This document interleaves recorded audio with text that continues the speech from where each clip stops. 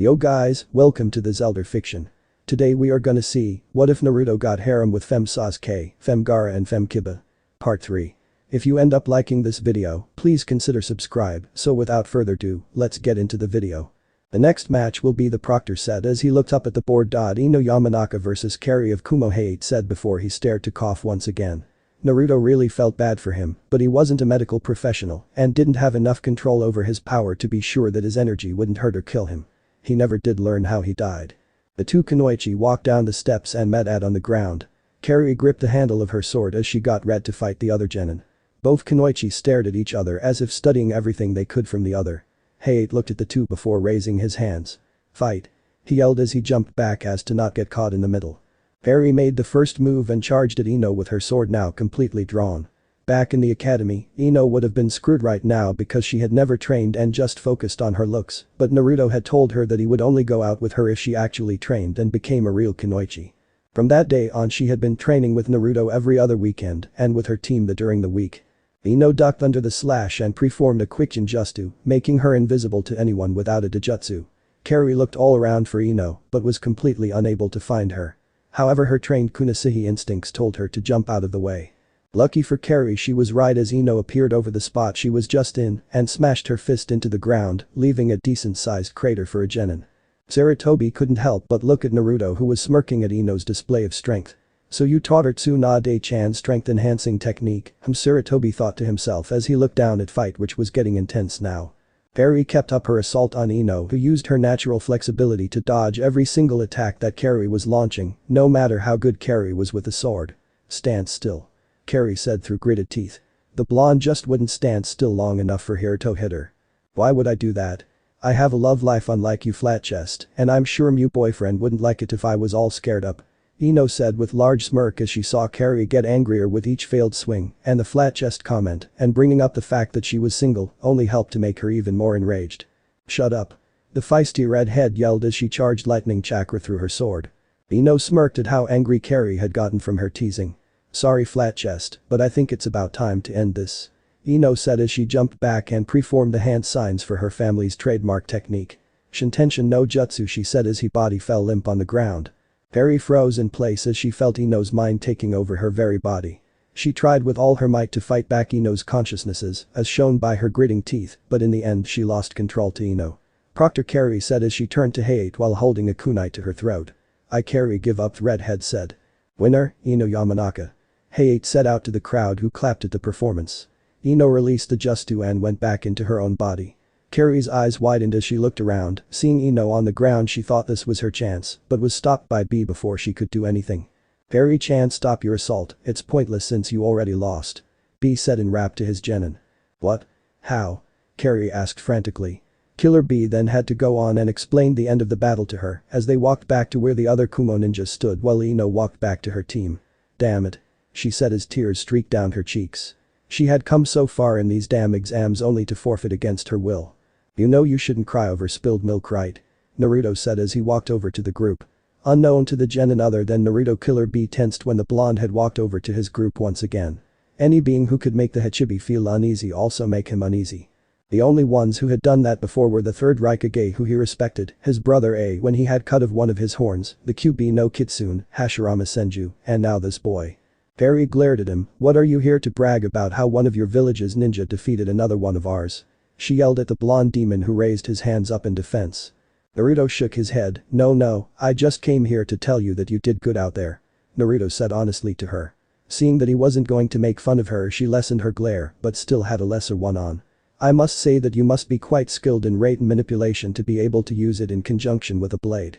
But I have to ask, what effect were you going for, because from what I saw you were using it in a way which would paralyze your opponent, but I believe you were looking more for effect which would boost your piercing power and speed, right?" Naruto continued. Perry raised an eyebrow. "Yeah, I was going for extra speed." "How did you know?"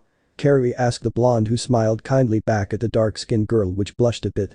"I trained a bit with Raiden a bit, and from a few experiments I figured out that the way you conduct the electricity through your sword affects the result you get. For example, if you let your electricity run wild within the blade off your sword, you'll get electrocution effect, while if you keep it controlled and spread evenly throughout the entire sword, you'll get more of paralyze effect, which is what you were getting." Furthermore, if you concentrate your lightning going up your blade and towards the tip will increase your piercing effect, and lastly if you concentrate the lightning on the sharpened edge of the blade, it will increase the speed which the sword can cut through air and will give it a better ability to cut through armor and flesh. Naruto explained to the group of genin the theory behind using lightning chakra in their swords. The jaws of the three dropped when they heard everything Naruto had to say. Even Killer Bee was a little surprised with all that the blonde knew. The next match will be between Shino Aburami and Shikamaru Naru. The proctor said. I give up. There is no point in me fighting since I am unable to put all of Shino's bugs under my Kage main no jutsu, and even if I got Shino under my control, his bugs would still be active and would swarm me the second I catch Shino. Shikamaru said with his eyes closed as he leaned back against the wall of the building. Heiei nodded at the reasoning, winner Shino Aburami. Next match will be between Sayori Uchiha and Kankuro Suna, the proctor called out. Sayori jumped over the rails while Kankuro did the same from where he was standing. Fight. Heiei yelled as to begin the battle between the Konoha and Suna ninja. Sayori started the battle by preforming a series of hand signs before Kaiten Grand Fireball Jutsu. She yelled as she exhaled a large fireball from her mouth which went searing towards the Suna shinobi who jumped out of the way. Sayori didn't give Kankuro a chance to counter against her. She pulled out 6 kunai and threw them at the puppet user. Kankuro, seeing the weapons coming at him, pulled out his own kunai and used it to block the 6 projectiles before he threw it at Sayori. The female Uchiha backflipped backwards as to avoid the kunai. Kaiten Phoenix Flower Jutsu. She said before she exhaled a barrage of small fireballs at Kankuro. The Suna genin saw this coming and substituted himself with a log which came out of nowhere. Sayori ducked as several senbon flew over her head. From the purple drops coming of the needles after they hit the wall, she assumed that they were poisoned. See that Kankuro was behind her, she turned and charged at him. Once she was close enough, she landed a powerful punch to Kankuro's stomach, only for 2 sets of arms wrapping her. Before Kankuro could do anything, she substituted herself with a log before several blades coming out of Kankuro's chest ripped right through the log. So Kankuro used the old puppet trick, huh? Good thing Sachan managed to escape in time. Naruto thought to himself as he watched the battle. He was really impressed with how Sayori was handling the battle so far, but that was without Kankuro using his puppets. Let's see how handle him now that he has his puppets out.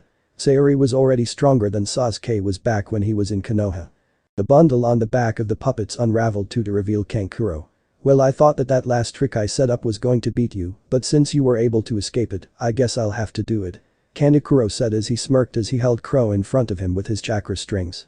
Let's see you try. Sayori said as she activated her Sharingan before she charged in at Kankuro, who sent Crow at her. Crow's hands turned into 4 large knife which Kankuro used to try and impale the Uchiha, who jumped to the side and then lashed out with a kick to the side of Crow's head. Crow went flying, but Kankuro stabilized it in midair and brought it towards himself just in time to block another physical attack from Sayori. Before the black-haired girl was able to pull away, Crow managed to hit her with about a dozen poison senbon. Sayori fell to a knee as she felt the poison starting to circulate throughout her body. Give up now and I'll give you the antidote. Kankuro said with a wide smirk as he saw her struggling to breath with the poison spreading throughout her body. I will not give up. I have to become strong so I can beat him. Sayori panted out as she stood back up and glared at the sand shinobi. She could feel the dark power of the curse mark trying to enter her chakra stream, but the seal that Naruto had put on her was blocking it. Come on. Just use my power. A dark voice yelled in her head shouted at her. The voice sounded almost exactly like hers, only it had a vengeful and dark undertone. You know you want my power. It's the only way you can win. The voice continued to push her to use the power of the curse mark and break the seal that Naruto had put on her. No. Naru-kun said to never use the power of the curse mark. Sayori yelled back at the evil voice within her head, who laughed back at her like she had just said the funniest thing ever. Ha! That hypocrite told you not to use my power. Please, his chakra almost identical to my own, only far more potent. He isn't even human from what I can tell from his chakra. On top of that, his chakra is far more malicious than anything I could ever create. He is just scared of what you could become. He fears you because he knows you can become someone who can kill him. Dark Sayori said to her host. Sayori felt herself fade from the real world and appeared on a plain with black grass and a blood-red sky with a red moon overhead. Where am I? Sayori asked as she looked around the plain. There was absolutely nothing but black grass and the red sky. This is your mind, Sayori-chan, Dark Sayori said as she phased into existence in front of Sayori. She looked exactly like herself, only that she had paler skin than she did and had yellow snake-like eyes. She wore a black robe that wrapped around her figure. Around her neck was a choker with the Kishin Fujin on it. Come on. Take this collar off of me and I'll give you the power you need to beat Itachi. Dark Sayori said to the Uchiha, who looked at the seal with interest. Is it worth it? Is power worth betraying Narukun's trust? She thought to herself as she took a step towards Dark Sayori. He's holding you back, Sayori-chan. He's trying to weaken you so that you never betray the village. He wants you to be weak. Release this seal and I'll give you everything you've ever wanted. I'll give you the power you need to avenge your clan and bring it into a new age of power. She continued to tempt as Sayori slowly walked toward her before she gripped the collar. Sayori's eyes had a thick haze to show how influenced she was. Do it. Dark Sayori said with a wide grin as she felt Sayori tugging on the collar. However, before Sayori could completely rip the seal off, a massive claw smacked Dark Sayori away. Sayori's eyes snapped wide open as the haze that had overtaken her. Sayori looked up to see a massive monster with 10 gigantic tails. The monster was almost completely black, with the only exception being the one massive eye and its long tongue. It had a human-like torso covered in black scales. It had several spikes coming out of its back and head. What the hell are you? Sayori shouted as she took a few steps back, away from the massive monster. Dark Sayori's laugh echoed from where she was sent flying towards. The dark version of Sayori appeared in front of Sayori. Oh, you don't know. That's your dear lover Naruto's true form. Sayori's eyes widened when she heard this as she looked up at the monster. No way, there is no way that Naruto could be that thing. She thought to herself in fear. Was Naruto really lying to them all and was a monster in form of a human? Naru-kun. Sayori said with a stutter. The massive beast turned to her with a depressed expression. Sa-chan, I'm sorry that I hid this from you and Naru-chan, I didn't know how the two of you would react. The massive monster said in a booming voice that made the entire world rumble. Sayori could hear the sincerity in the monster's voice and knew that the monster was actually Naruto like her clone had said. So that's really you, Naru-kun? Sayori asked as the massive beast lowered its head so that it was face to face with Sayori, who was looking into his massive single eye, who was filled with sadness and anguish. Yes, a long time ago I had to seal away the beast called the Juubi within myself, but doing this turned me into this. I am Naruto Uzumaki Namikaze, Nidaime Juubi no Kishin. The Juubified Naruto said to Sayori, who was deep in thought. I'll explain more to both you and Naru-chan back after the preliminaries. Naruto said before he turned to Dark Sayori, who was smirking at her victory and proving that Naruto was a monster. What are you looking at, monster? She said with a bit of humor filling her voice. Naruto narrowed his eye. My seal may not have completely sealed you away because of how tired I was, but that doesn't mean I can't suppress you even further, now that inside Sayori's mind. Dark Sayori's eyes widened as Naruto picked her up with one of his massive clawed hands. Suffer in the Tsukiyomi. Naruto said as the 9 Tomo in his eyes spun wildly around the 3 inner circles. Dark Sayori faded as she was sent deeper into Sayori's subconscious, where she would be stuck in the Tsukiyomi until it wore off, and since Naruto was at full power inside of Sayori's mind, it would be a long time before she would awaken from the nightmare Naruto was going to put her through. Looking back at Sayori, Naruto frowned. I've suppressed her completely now. She will no longer try and influence you anymore for a few months at most. Please don't hate me for what I am. Naruto said before his eyes started to spin once again as he sent Sayori and himself out of the mindscape. Real world. Sayori took in a deep breath as her consciousness re-entered the real world. She hesitated for a second, giving Kankuro to send his puppet at her. Sayori jumped out of the way. Her body was still burning from the poison flowing through her bloodstream. Looking up at Naruto from the corner of her eye, I don't hate you, Naru-kun. She thought before she decided to finish the battle. Using a shunshin which surprised many jonin, she appeared in front of Kankuro and landed a strong kick, sending the sand shinobi up into the air. Jumping over Kankuro, Sayori landed a massive kick, sending the shinobi smashing down into the ground. See, the Kankuro wasn't going to get back up. The proctor called the match, making Sayori the winner before Sayori fell back because of the poison in her bloodstream. 4 medics came in and took the 2 to the hospital in the tower. Naruto secretly made a shadow clone and sent it after Sayori under the form of a small mouse.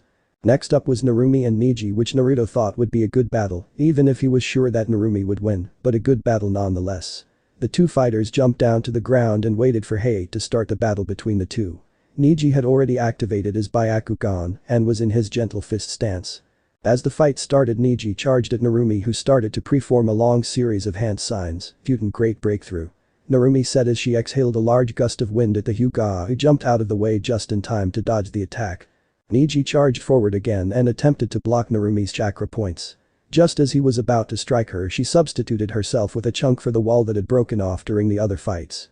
Neji, using Byakugan, knew where she was the second she reappeared. Neji shot at the blonde Kunoichi. Narumi wasn't able to dodge in time and got hit on the side of her left arm. Narumi jumped away as to not get another point blocked. Neji smirked when he saw the Uzumaki grab her arm in pain. Does it hurt, girl? You can't fight against fate, and your fate is to lose by my hands. Niji said as he came at Narumi, who used some of the QB's chakra inside of her to reopen her chakra point before dodging the Hyuga's attack. In the stands, Hinata was glaring down at Niji. "Niji, I swear if you hurt her I will rip off your balls and shove them down your throat." The Hyuga heiress thought to herself as she watched the battle. She then glared at Naruto, who was watching the battle calmly without any sign of emotion showing through. "And I will get my Naruto-chan back from you, bastard," she thought as she glared at the man who took the heart of the one she loved. Naruto could sense the Hyuga's glare on him. It really was a shock how different this Hinata was compared to his world's Hinata. This one was at tsundere like he had never seen before. She was cold and harsh to everyone minus his female counterpart who she was in love with. "It seems the Kami loves to funk with me," Naruto thought as he looked over at the blue-haired girl. His eyes turned to Madara's Sharingan for a split second before he went back to watching the battle. Narumi used the shadow clone jutsu to create 25 copies of herself. The 25 copies charged at the Hyuga, who tensed and waited for all of them to get close to him. Once they all were within range, the pale-eyed teenager started to spin rapidly, 8 trigrams palm rotation. Niji said as he was engulfed in a large blue dome of chakra. All the clones were blasted back and dispersed from the blow. Narumi charged up a Rasengan and charged at the Hyuga, who had just finished rotating. "Rasengan," she yelled as she approached the brown-haired teen. However, the Hyuga's reflexes kicked in and he managed to dodge the attack mostly, but the band holding his ponytail was shredded, letting his hair loose. Before Narumi could do anything, Niji was already in his stance. "Fate has brought both of us to this moment, Namikaze-san. You are in my field of division, 8 trigram 64 palms," Niji announced, much to the surprise of Hinata, who knew that the 64 palms was only thought in the main branch. "2 palms," Niji said as he delivered the first 2 strikes. 4 palms, 2 more hits. 8 palms, 4 more strikes were delivered. 16 palms, Niji said as he delivered another set of 8 strikes to Narumi's body. 32 palm. 64 palm. Niji said as he struck Narumi another 32 times before finishing with a two-handed thrust which sent Narumi flying against the wall of the building. Hinata was visually furious at what her cousin had done to the girl she loved. Niji relaxed a bit as he started to walk back towards the stairs. "She's already down. Might as well call the match because she isn't getting back up," Niji said with a smug look. "I'm not done yet," Narumi said as she stood back up with a red aura surrounding her. Her canines elongated and her nails became sharper as her eyes turned red with slits for pupils. Naruto narrowed his eyes when he saw this. He didn't expect his lover to have to pull out the QB this early on in the exams, but he could see why. Niji was also stronger now than he was in his world. He already had the rotation and 64 palms this early. "Well, this match is over," Naruto thought as he let out a sigh. Before Niji could react, he was punched in the jaw by the enraged blonde. "Fate doesn't decide what happened in my life. I decide what happens," Narumi yelled as she charged at the downed Hyuga, who was getting back up from the powerful punch. He had a small trail of blood coming from his mouth. Niji was able to stand back up on his feet and readied himself for Narumi's attack. As the blonde got close enough to the pale-eyed teen, started to rotate rapidly once more. The QB Jinchuriki saw what was going to happen and tried to stop, but she was too late and her momentum carried her into the side of the dome which blasted her back. Narumi stood back once more with her clothes shredded but still able to hide her modesty from everyone. "I'm not done yet," she said as a small trail of blood dripped down the middle of her face. Her entire body screamed in pain as she formed another Rasengan, but unlike the last, this one was much bigger and had a red tint to it. "Adama Rasengan," she yelled as she charged once again at the Hyuga. Niji scowled when he saw her charging back at him. "You don't learn, do you? Fate has decided me the winner." Rotation. The Hyuga yelled as the Namikaze pushed her giant Rasengan at him. The two techniques clashed with each other in a huge show of power. The sound of the two spiraling attack grinding together echoed across the room. All the genin had to hold their ears to protect them from the piercing sound. The clash ended in an explosion of smoke. Everyone waited with bated breath as they watched the smoke slowly clear away from the scene. The first thing they saw was the shadow of a person with long hair which at this point was distinguishable from the two fighters. As more of the dust cloud cleared, it revealed the two mounts of the standing figure's chest. The smoke completely cleared to show Narumi in rags standing over a defeated Niji whose outfit was also in rags. "Winner Narumi Uzumaki Namikaze," Hayate announced to everyone who cheered for the blonde. Seeing that his lover was going to faint, Naruto appeared beside her and caught her before she hit the floor. "You did well, Naru-chan, now rest," Naruto said as he looked over at the Sandayami, who nodded. The blonde quickly blurred out of existence with his female counterpart and made his way to the hospital within the tower to drop of Narumi and to check how Inuko and Sayuri were doing, but not before making a clone to watch the rest of the battles for him. Arriving at the large room, Naruto made his way to the empty bed beside Sayuri, who was also asleep. Naruto did a quick diagnostic jutsu on the two girls to check if there was anything wrong with them before going to check on Inuko. Much to his surprise, the Inuzuka heiress was awake already, even though she had some nasty burns. "Hey, Naruto-kun," his girlfriend said weakly to him. "Hey, Inu-chan. Save your strength, you're still hurt," Naruto said as he preformed a healing jutsu to heal some of the burns that the medical ninja couldn't heal themselves. Inuko couldn't help but let out a small moan at the feeling that spread over her entire body as Naruto used some nature chakra to heal her. Naruto frowned when he saw that he couldn't heal all her burns, which he would have to leave to heal naturally. He wasn't used to healing others, and while his chakra would heal others better than other standard medics, he still wasn't able to heal anyone on the same level which his world Sakura or Tsunade could. "Sorry Inu-chan, I can't heal you anymore," Naruto said in a depressed tone. His mood was lifted when he saw the brunette smile kindly at him. It warmed his heart knowing that the girl loved him as much as he did her. "It's fine Naruto-kun, I feel much better than before now since you healed the worst of the burns," the dog girl said to the blonde who smiled kindly. "But can you please tell me what happened to your left arm?" she asked with a tone so sweet that it promised to cause him pain if he dared to lie. Naruto sighed and started to explain what had happened during the Forest of Death and the events involving Orochimaru, and even went as far as to tell her about him being the Juubi, which she way better than he had expected her to. He planned on telling everyone who he felt he could trust, which included Narumi, Sayori, Ino, Hiruzen, Jiraiya and Danzo. 3 of those were his girlfriends, while the other 3 were the village leaders. "So you don't think I'm a monster?" Naruto asked the brunette who nodded. "Naruto-kun, centuries ago one of my ancestors mated with a dog demon which started our clan. How could I hate you for being what you are when my own clan stemmed off a demon? Besides, even if you are a Biju, you also a great guy and the man I love," Inuko said with no small amount of affection. Naruto's eyes widened slightly before he smiled endearingly at her. "I love you too Inu-chan," Naruto said as he leaned down for a quick kiss. Inuko looked a bit embarrassed, but finally worked up the courage to say what she wanted to say. "Naruto-kun, can I ask you something?" she asked the blonde who smiled back at her. "But you just did," Naruto said with a teasing grin. "Yeah, ask away." "After I get better, could you please take my," she started, but said the last part in a whisper which Naruto couldn't hear even with his super hearing. He could only hear the first sound of the word, which was a vert odd. "Can you say that again?" "I couldn't hear you," Naruto said as he raised an eyebrow. I ask if you could take my virginity," she said in a hushed tone which Naruto had to strain his ears to hear. Naruto's eyes widened when he heard this. Sure, he had taken both Sayori's and Narumi's virginity, but he had spent far more time with them than Inuko since they were on the same team, but he thought that she might want to wait a while. "Sure," Naruto said with a small smile.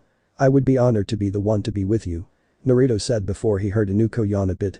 "You're still tired and injured, get some more sleep," Naruto said as he placed a small gain jutsu to get her to rest some more. Walking over to his other 2 girlfriends, he started to heal them as best he could, which wasn't enough to get them out of the hospital until a few days later, maybe a day for Narumi. Now all he had to do was wait until they woke up so that he could talk to them about his status as Juubi. Later, Naruto stood next to the other winners of the preliminaries as they waited for the proctors. The people there were Naruto, Hinata, Samui, Gaia, Temari, Shino, Ino, and Yujito. Sayori and Narumi were still in the Tower Hospital, so they couldn't be there in person, but were put together in the final match for the first round. He had thought about what had happened since Orochimaru's attack in the forest and what had happened in the preliminaries. Everyone was stronger now than in his world, even if it was only by a small margin, and that not all events went the same as he had once thought. On top of that, he being in this world was also bound to alter the series of events that would have happened. He was the one who saved Haku and Zabuza and was the one who got Danzo on his side. He also underestimated the curse mark on Sayori and how strong it truly was. He was not going to screw up this invasion. "I will have to tell them the truth," Naruto thought to himself. "Alright, each of you will draw a number to decide who you will fight during the final round," Hayate said as he moved from Naruto, who was on the left, to the right, ending with Gaia. 3, Naruto said. Hinata announced. 2, Samui said in her normal cold tone. 4, Gaia said. 7, Temari got. 8, Ino said out loud. 5, Shino said quietly. 6, Yujito said as she held up her number. The Hokage nodded at the matches. This worked out well for them because if Naruto could knock out Gaia before she transformed, then he and Danzo wouldn't have to take on Orochimaru by themselves, since while still powerful, they were old as dirt in the shinobi world, with the only one older than them being Inoki the Tsuchikage. So the matches will be Hinata Hyuga vs Samui of Kumo, first followed by Naruto Namikaze vs Gaia of Sun, then Shino Aburami vs Yujito Nai, following them will be Ino Yamanaka vs Temari of Suna, and lastly, it will be Sayori Uchiha vs Narumi Uzumaki Namikaze. You all have a month to improve your skill, since most of you have shown some of your abilities already today. Now go and rest. Hiruzen said as they all left with the exception of Naruto who watched everyone else leave the two shinobi. Digi, I have something important to tell both you and the others back at the tower. I believe that with the events to come I may have to unveil the truth about myself. Naruto said as he showed the old man the stub he had in place of his arm before it started to regrow at a rate pace, much to the surprise of the Kage, until it was a new arm. It was one of the most awe-inspiring yet disgusting things the old man had ever seen, and trust him when he said he had seen some really disgusting things before, like Orochimaru's original experiments. Naruto-kun, what did you just do? The old man asked as he examined Naruto's new arm. It is one of my powers that I will tell you guys about. After thinking it over after Sayori's battle, I realized that Orochimaru in this world might do some things different from the one in my own, so I believe it's best if I told you guys the truth about who and what I am now rather than in the middle of battle. I've already told Narumi, Sayori, and Inuko, and they accepted and thanked Kami. Naruto said as he put his coat back on, but let out a sigh when he thought about how well the two girls had handled it. Like Inuko, they both said that it didn't matter what he was, only who he was, and he was the man they loved. The old man nodded before the two left the tower in the Forest of Death and started their way to the secret meeting room in the Hokage's tower. Hokage's meeting room. In the dark room lit only by a few candles, 5 men sat in a circular table with a map of Konoha printed on it. The 5 were Jiraiya of the Sannin, Danzo Shimura the leader of Root Anbu, the current Anbu commander, Hiruzen Sarutobi, the Sanday Ami Hokage, and Naruto Uzumaki Namikaze the second Juubi and current Namikaze clan head. Naruto had just finished explaining just what he was and what he could do because of what he was. Saying that the 4 were shocked was an understatement. They all were dumbfounded when Naruto told them that we was really the equivalent of all the Baijas combined into a single body. While they were a little wary that the blonde could destroy everyone in the village single-handed, but knew what the blonde hadn't done anything that had hurt the village so far and reassured them that he would help them as long as they didn't turn on him. So the plan is still going as planned? The Anbu captain asked the others, who nodded. Then I will be off to start preparing my men for the battle to come next month. The Anbu said as he left the room through Shunshin. Naruto turned to Jiraiya. Jiraiya-san, I need you to train Narumi during the month. While she is good, she is nowhere near the level needed to take on Gaara Temari. Naruto said to the white-haired sage, who nodded. The Jinchuriki was good, but she wasn't even close to the level of the Akatsuki members or Orochimaru. Will do, Naruto-kun. Jiraiya said with large smirk as he started to plan about what he should teach his student's daughter. I'll teach her some new jutsu and some physical stuff. The white-haired man said. Naruto nodded, but then glared at the pervert, but if I find out that you wasted her time peeking on girls, I'll beat the perverseness out of you. Naruto threatened the sage, who nodded. One did not anger the strongest being in the world, it was a stupid idea to do so. What will you be doing during the month? Danzo asked the blonde Biju, who looked at the bandaged man. I will be with my girls for the first week and then out of the village for the last 2 weeks for some special training that I can't do inside the village. Naruto answered the Kage's question. The 4 continued to finalize the plans for the defense and counterattack for the battle that would come. 1 week later. Naruto was walking side by side with Inuko as they walked towards her house in the Inuzuka compound. She had been cleared to leave the hospital today and was finally cashing in Naruto's promise to take her virginity. Naruto laid on Inuko's bed stark naked as he watched his girlfriend strip right in front of him. Inuko was now only in a tan thong and bra, which was barely large enough to hold her large cups. Inuko turned back to Naruto with a seductive grin which grew larger when she saw little Naruto standing at attention. Oh, does my Narukoi like what he sees? She said as she crawled over him, showing him a heavenly amount of cleavage. Her thin panties were soaked already and the two hadn't even started. I don't want any foreplay, so let's get to the real deal. She said before ripping off the tiny bit of fabric to reveal her dripping twat. Not even giving Naruto a chance to say anything, she slammed down her hips. Inuko let out a loud howl when she felt Naruto's prick pierced her hymen, a bit of blood dripped out from her lower folds, but Inuko didn't care about the pain, but rather the mind-numbing pleasure that was coursing through her entire body. She finally felt complete now that she had found her mate. Are you okay, Inuko? Naruto asked when he saw tears starting to form in her eyes. Inuko smiled down at him as she wiped away the tears. Yes, I am Narukoi. It's just that I'm so happy that I finally found my mate. Inuko said, smiling kindly at the blonde under her. In our family, once a male has sex with a woman with the exception of rape, it is the same as marriage. This marriage can only be broken if one of the two dies or one betrays the clan like my father did. She said as joy faltered when she remembered how crushed her mother was after her father left them. Naruto saw the Inuko's smile fall a bit when she talked about her father. Don't worry, Inuko-chan, I'll never leave you. Naruto said as he placed his hands on her hips while the dog girl lifted her hips. Are you ready? Naruto asked the girl who smirked. Naruto guided her hips as she slammed down on him. The sound of flesh slapping against flesh echoed across the room. The moans of pleasure filled the room as they two animals went at it like dogs in heat. It wasn't long before Inuko's moans turned into howls of pleasures. Her eyes were wide and glazed over from the intense feeling within her. Her tongue hung out of her gaping mouth, giving her a funked stupid look. Looking down at Naruto, she leaned forward and captured his lips in a sloppy kiss that showed how little control she had left over her body. All she could think about right now was pleasing herself and her lover. Naruto grunted as she sped up her movements, not wanting to be outdone. He used his jinten to increase his own thrusts. Harder, Narukoi. Funk me faster. She cried out as her breast bounced within their restraint. Naruto smirked as he reached up and ripped the bra right off her body. Naruto grabbed her left breasts with his right hand while he brought the right one into his mouth. The Inuzuka let out another howl as Naruto started to suck on her light pink nipple. With his hand Naruto gave the boob a massage that sent Inuko even deeper into the madness known as pleasure. Yes, twist my nipples. Inuko screamed out as Naruto pinched and pulled on her nipple. Inuko had a massive orgasm, finally letting out all the tension Tot had been building up in her. Inuko's mind was already turning to mush as the two went at it. Naruto knew his limit was coming as his thrusts now increased in speed and power. With a loud grunt Naruto shot his load of baby batter into the girl's womb. Inuko slumped forward onto Naruto's broad chest with a bit of saliva pouring out of her mouth onto it. Inuko couldn't think of a single moment in her life that had felt better than this day. Getting up on her knees she kissed Naruto again, but with much more control than before. That was amazing, Narukoi, Inuko whispered into his ear. Let's do it again.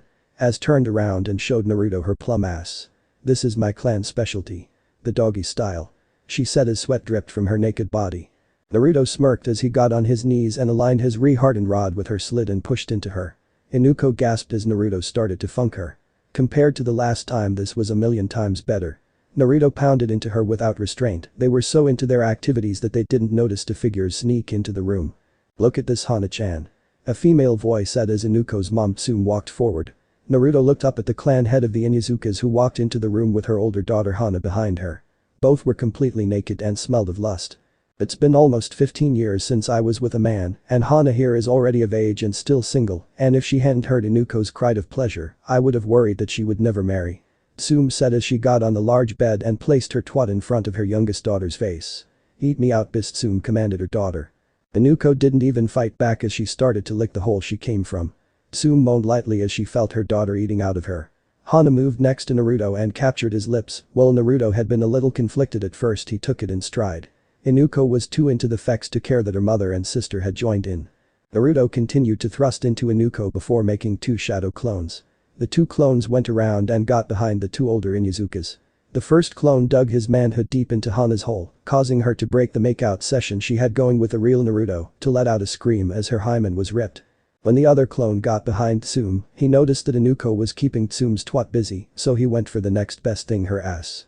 Plunging into her ass, Naruto's clone almost blew his load right there from how tight it was. The Inuzuka clan's head wasn't any better as her eyes snapped open as her ass was stretched by Naruto's rod. This was her first time getting funked up the ass, and the Naruto clone wasn't going to wait for her. Tsume cried out in both pain and pleasure as Naruto drilled right into her ass. It was like nothing she had ever felt before. It was both amazing but painful, like nothing she had ever felt. Ah. That's it, Narukoi. Bang me like that. Tsume cried out as she was funked up the anus by the blonde demon. Naruto grinned evilly and used Jinten to go even fast. Hana was also having the time of her life as the Naruto clone funked her just as hard as her mother was getting. Unlike before, she had now full embraced her feral side and started to lose control, almost like her younger sister had just before.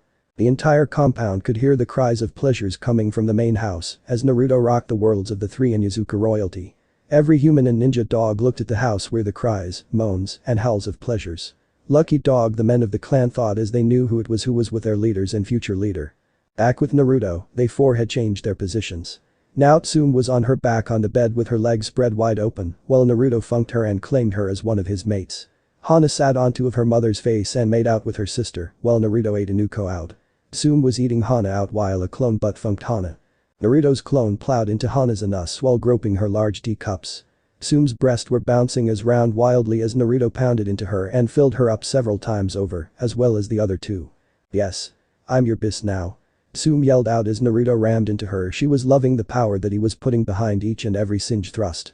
Harder. Faster. Hana howled out as Naruto ripped through her ass. She no longer felt pain from it, but only pure pleasure. Her mind, like her sisters and mother's, were now completely focused on Fex. He hoped that none of them were pregnant, he wasn't ready to be a father yet, and who knew what would happen when he fought the Akatsuki again. Imagination. Naruto and Pain clashed together as both let loose their Shinra Tensei. And blasted each other back. Before Naruto could charge at Pain again, he felt a tug on his pant. Looking down, he saw a feral-looking boy with blonde hair and brown eyes. "Daddy, I made poop," the child said to his father. Pain looked at the scene awkwardly before started to chuckle before he erupted in laughter. Behind him, the rest of the Akatsuki came up behind him and started to laugh at him, even Itachi, as he was forced to retreat to change his son. Real world. Naruto shuddered at the thought. The four eventually changed so that Hana and Inuko were at dog position, making out while Naruto and a clone funked both of their pussies raw. Both of the girls had a constant stream of love juices coming out from their womanhood as Naruto further proved himself to be their god in bed. Tsume was a bit away, having an entire orgy by herself. She was no longer Tsume, head of Inuzuka, but rather Tsume the Juubi's bis, as she started to call herself after Naruto and Inuko told them the entire story. The four had been going at it for 4 hours now and were getting tired from the constant Fex. Naruto had already had about 10 orgasms between himself and the clones. Each of the girls had even more than Naruto. That day Naruto proved to everyone that he wasn't just a war god, but a Fex god as well. He also, however, further solidified in the minds of many that he was Minato because he was known for the same thing before he got married to Kushina. Naruto laid next to the 3 girls who had started to refer to themselves as the Juubi's bisses, since bis meant female dog and in turn was not a derogatory term within the clan with their mates. Next day. Naruto limped out of the Inuzuka compound and made his way back home to go pack for a trip to Kaminari no Kuni. After the meeting with Hiruzen, Danzo, and Jiraiya, Naruto got the idea to negotiate with the Raikage to get him to help out during the invasion. From his time in Kaminari no Kuni, he knew that they had a lack of wood for fires during the winter and much of the village had to suffer from the cold. He was sure that if he and the Raikage could come to a deal at the right price. And also the fact that he was a primordial god also gave him a backup plan if needed. The third Hokage had already agreed to Naruto's plan and had made Naruto the official negotiator between the villages. He didn't have to say bye to Narumi or Sayuri since both had already left to train with Jiraiya or Kazumi. After getting everything he needed, he waited for his temporary teammates, Genma and Yamato. The 3 were to head for the Land of Lightning and make contact with the squad of Kumo Jonin who would take them to the village. "Hey there, Namikaze-sama," Genma said as he calmly walked towards the blonde. Genma had brown, shoulder-length hair which hanged about his face and brown eyes. He wore his forehead protector like a bandana and the standard Jonin outfit and had his trademark senbon in his mouth. "Genma-san, please just call me Naruto," the blonde said with a smile. The blonde was currently wearing his long-sleeve white haori, which split into 10 tails at the waist. He wore black Anbu-style pants and long-sleeve shirt. "Yamato isn't able to come with us, he was requested by Jiraiya Dono to help with Narumi's training," Genma said to the Biju, who nodded. "That's alright, this will be an easy mission anyways." A few days later in Kaminari no Kuni. Naruto and Genma had finally arrived in the mountainous village after several days of travel. They were greeted at the border of the country by the squad of Kumo Jonin. Now Naruto and Genma were on their way to speak with the leader of the village. Naruto had to admit that the village was quite nice when it wasn't in the middle of war. "We're here," one of the Jonin said as they arrived at the largest building in the village. Naruto nodded and entered the metal building. "Excuse me, do you have an appointment with Raikage-sama?" the receptionist asked the 2 shinobi. "Yeah, we're here for the negotiations between the Lead and the Cloud. I am Naruto Namikaze, I represent the Hokage in the matter," Naruto said in an even tone. In these kinds of situations he had to stay calm and not let the other group get an edge in the negotiations. "Here you are," the woman said as she pulled out a card. "He'll be with you in a second." She finished as she left to go inform the Raikage that the Konoha negotiators had arrived. Naruto and Genma waited a bit before they heard a loud crash. Both were on guard when the receptionist came back down sweating bullets. "The Raikage will now see you." Naruto and Genma walked to where the lady had told them the office was to find a large hole next to the door. I looked at them through the hole. "Are the 2 of you just going to stand there all day? Come in, you can use the hole if you want," he said before he started to curl. It was a large dark-skinned man with hulking muscles. He had combed back nearly blonde hair with a small mustache and beard and pronounced cheekbones. He wore his Raikage haori, leaving his chest out for display. "So the 2 of you want to negotiate with me, huh? Well, tell me what you're offering," I said as he continued to curl the weight. Naruto nodded and summoned a scroll. "This scroll has the terms of the deal. In exchange for Kumo's support during Orochimaru's attack on my village, Konoha will supply Kumo with a substantial amount of firewood and other flora and fruits that are found within the fire country. Your village will also gain a generous monetary reward. Naruto went over the terms of the deal. Read over the scroll and check to make sure that there were no hidden terms that would put his village at a what he could see there were none, so he had Mabui check just to make sure. There are no hidden parts of the deal, what they said was true. Mabui informed her leader. He nodded slowly and turned to Naruto, we will accept these terms, but something else has brought my attention. Said as he pulled out a scroll from his Haori. A few days ago, one of my best shinobi, Killer Bee, informed me that you are special. Said as he gave Naruto the scroll. Genma-san, please go wait back at the tower entrance, Naruto said as his eyes gained a new serious undertone. His voice no longer held the warmth it once had, Naruto had gotten serious. The bandana-wearing shinobi nodded and left the room. Naruto looked at Mabui, does she know? Raikage nodded, yes, she has my absolute trust. After all she is my wife. Said with a wide smirk as she smacked Mabui in the ass. The brunette blushed deeply and hit A over the head before storming out of the room. Nice catch huh? Asked with a light chuckle. I'd say so, I recently took the hand of the Inuzuka clan head Tsume and her two daughters Hana and Inuko at the same time. Naruto said with his own smirk. Good job kid. Said as he nodded sagely. Naruto had to say that this world's A was way better than his world's. This A was still serious, but knew how to be a guy unlike the A back where he was from who was a prude to the highest degree. But back to business, well the fact that you are either the new Juubi or Rikudo Senin does worry me, I have thought of a way to benefit both of us and your village. The Raikage said as he took out a scroll. What's this? Naruto said as he opened the scroll. It is a treaty between our villages. It will lower tariffs and tax rates between trade from one village to another, allow for mission to be carried out with shinobi from both villages, and a pact which if one of our villages gets into a war, the other will assist the other. I outlined the terms of the treaty. Furthermore to solidify the treaty, Kumo will offer you Samui, Kari, and Yujito Nai as your wives. They are to show how much trust I'm putting on you, since all three are like daughters to me. So do you accept? Do they know about this? Naruto asked since he didn't want to force others to marry him. They nodded, yes, they were informed and agreed to it. They will go stay in your village as permanent Kumo shinobi stationed there and will be wed to you. So do you accept the terms? Naruto nodded and shook the large man's hand and much to A's surprise, managed to match him in physical strength. It's been nice doing business with you A Dono. Naruto said with a deep bow and picked up the two scrolls which A had signed for him. He let out a loud laugh, you might as well start calling me A-Tausen, since you'll be married to my 3 adoptive daughters soon. Naruto smiled before walking back to Genma in the waiting room. Ready? Genma asked. Yeah, let's just use Hiraishin to go back. Naruto said as he grabbed Genma's shoulders as vanished in a split second. Back in A's office, the hulking man looked out his window at the village. I hope you can protect them, Naruto-san. Especially Yuji Oda with what's to come. He thought to himself before going back to his paperwork. All the winners of the preliminaries had gathered at the Chunin exam stadium. The crowd roared as thousands shinobi and civilians from the Kumo, Konoha and Suna plus many diplomats from all across continent. In the highest stand in the arena, the Raikage, Hokage, and Orochimaru disguised as the Kazekage sat. Naruto was standing next to the others down in the field. He had to hold back the urge to kill the many people in the arena himself, since many were muttering about how it was unfair that Minato Namikaze was in the exams. I'm not my funking father. Naruto thought to himself in rage. My name is Genma Shiranui. The original Proctor Hayate had an unfortunate accident during a mission.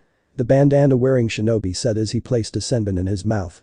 Naruto hadn't been able to make it back to the village in time to save Hayate and he was still pissed about it. How could I make such an oversight? I should have fixed this before I left, I'm sorry Nico-chan. Naruto thought to himself in a bit of self-hatred. Nico had always protected him when he was younger in his world and he had failed her when he could have saved the one she loved. The first match will now begin. Everyone other than Samui form Kumo and Hinata Hyuga of Konoha please go to the participant section of the stands. Genma said. Everyone left to their seats except Samui and Hinata.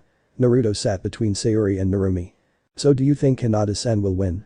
Sayuri asked her lover who shrugged. I don't really know. From what I can gather they both have very similar bodies built for speed, but Samui's body has more muscle than Hinata but will be slower. In terms of chakra and ability, Samui has more chakra by a small margin than Hinata and has better sword skills. Hinata on the other hand, has her Byakugan and her Jaiken. However I say that Samui will win if exactly who her father is has had an effect on her training. Naruto finished as the match started. Hinata let out a battle cry as she charged at her opponent. Her Byakugan was already active as she went to strike Samui down with a hit to the heart which the busty blonde easily dodged. I will not lose, I will have my Narumi. She told herself as she continued to lash out at the Kumo Kunoichi. Samui was barely able to dodge all the attacks from the Hyuga. She's fast, the cold Kunoichi thought to herself as she dodged another what would be fatal strike. This is not cool. Samui mumbled as she jumped away from the Hyuga. Hinata glared at her and charged again. I can't beat her in hand-to-hand combat, but I have my sword. She thought as she drew her blade. Charging it with lightning chakra, she swung it in the air and released a wave of electricity at the Hyuga heiress. The Kyuga smirked as she gracefully dodged the attack and charged at the blonde. I will beat this Kumo bis, then I'll beat the worthless Wanabion Daimei Naruto and reclaim my love, Hinata thought to herself as she started a deadly dance with the Kumo Kunoichi. The two dodged each other nearly perfectly. Samui tried to slash at Hinata's midsection only for the lavender-eyed girl to jump over the attack and kick Samui in the face. The busty blonde went tumbling back from the kick but managed to fix herself before she hit the wall. Lightning shuriken jutsu. Samui yelled as she threw several lightning-covered shuriken at Hinata, who smirked. Hayton. Hinata yelled as she started to spin rapidly. The shuriken bounced harmlessly off the dome of chakra. Hinata stopped spinning and smirked at Samui, who kept her emotionless expression. Let's see how you handle this. 8 trigrams vacuum palm. The busty Hyuga said as pushed her palm forward and released a strong shock wave at Samui. As the shock wave neared the blonde preformed a string of hand signs, Raiden Thunder Push. Samui said as she copied Hinata's action but let out a spinning cloud of lightning at Hinata. The two moves clashed and caused a huge explosion. Hinata was forced to avert her eyes because of her Byakugan, giving Samui enough time to get near her, but unlike before, her hands were covered in cloak of lightning. Raiden no Yoroi Raikage chop. Samui spoke as she delivered a vertical chop. Hinata managed to react in time and got her arms up in a cross guard, but even then she could feel her bones cracking from the pressure of the attack. Seeing that her attack had been blocked, Samui jumped back away from the Hyuga before Hinata had a chance to strike her. Hinata knew that her arms were hurt now from the strong attack but decided to continue to fight. I have to end this. She whispered so that no one could hear her. I will not be able to hit her with 64 or even 32 palms at this rate, so time to test out my new move. Hinata thought to herself. Samui glared at the Hyuga. She blocked my attack. I guess that's kind of cool, but I have to finish this. The busty girl said as she threw a side glance at the Raikage, who was looking down at the battle from where he and the other Kages were. Time to end this. Gentle step twin lion fists. Hinata yelled as a shroud of chakra surrounded both her hands and took on the shape of lion heads. I couldn't agree more. Samui said coldly as she charged up the lightning cloak around her hands, Raiden no Yoroi lightning dragon's claw. Samui stated as more and more lightning covered her hands until they looked like large claws. Both busty ladies glared at each other before they charged. The audience held their breath as the two genin got closer and closer before they finally clashed. The arena shook as a large cloud of smoke rose from the center where the two had clashed. Once the dust had cleared, everyone saw both Samui and Hinata standing in front of each with their fists to each other's jaw. No one made a sound as the two stood there with wide eyes. The seconds ticked away, but to everyone it felt like hours before the two collapsed on top of each other, giving a few perverts including the Hokage a small nosebleed when they saw both their massive chests pressing against each other. But the Kage's Hiruzen quickly wiped his nose before saw. Well, that was a good battle. I believe both have shown that they have the power to become Chunin, but I don't think that Hinata is quite ready yet. She was too straightforward and swayed by her anger. Hiruzen spoke to the other Kages. Nodded, well, I admit that is true, she has a certain fiery to her which I can respect. Said as he kept his thoughts about his adoptive daughter to himself. I agree with you, Hokage Dono. That was a great battle, but I'm sure that the next one between my daughter and a living Namikaze will be even better, with the one between the Uzumaki and Uchiha being the second best of the finals. Orochimaru disguised as the Kazekage said. After both Hinata and Samui had been cleared out of the arena, Genma walked to the middle. Would Naruto, Namikaze and Sabaku no Gaia please come down the fighting area? Naruto smirked as he jumped over the railing and landed with a soft thud. Gaia loaded some of her sand to come out of her gourd and used it to form a platform floated down to the other side across from Naruto. Give me father's blood. This is your chance to make mother very happy. Shukaku said in an insane voice in Gaia's head. Gaia had to resist the urge to hold her head as the Biju within her screamed its orders at her. Instead of fighting them, she just accepted them and looked at Naruto with extreme bloodlust filling her eyes. You Naruto Namikaze will be the one who will prove my existence. Gaia said as more and more sand came out of her gourd and piled around her, getting ready to attack to shield her during battle. Naruto grinned and drew his sword. It seems I'll be able to fully test out that jutsu. Naruto thought to himself as he got into a stance. The proctor started to fight and like that guy's sand was already on the move. Naruto jumped out of the way of the sand only to have it follow him. Jinto shadowless flight, Naruto whispered as he blurred out of existence. Aya's sand rose behind her just in time to block a punch from Naruto, but most of the sand was blasted away from the force behind the attack.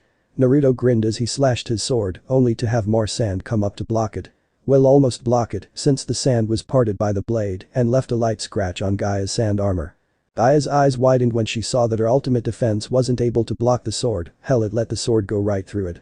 In the stands, Kankuro's and Tamari's eyes widened when they saw the sword go through the sand like it wasn't even there. Naruto didn't have a chance to continue his assault as the sand turned to attack him. Naruto flipped away from the sand as it crashed into the sand, continued to chance after Naruto, but the blonde Biju was far too fast for it. This is kind of fun. Naruto thought as he charged at the red head again. The sand swirled around Gaia and turned into a massive sphere-like shield. A sphere of swirling black and white chakra appeared in Naruto's right hand, Rasengan. Naruto yelled as he smashed his jutsu into the shell.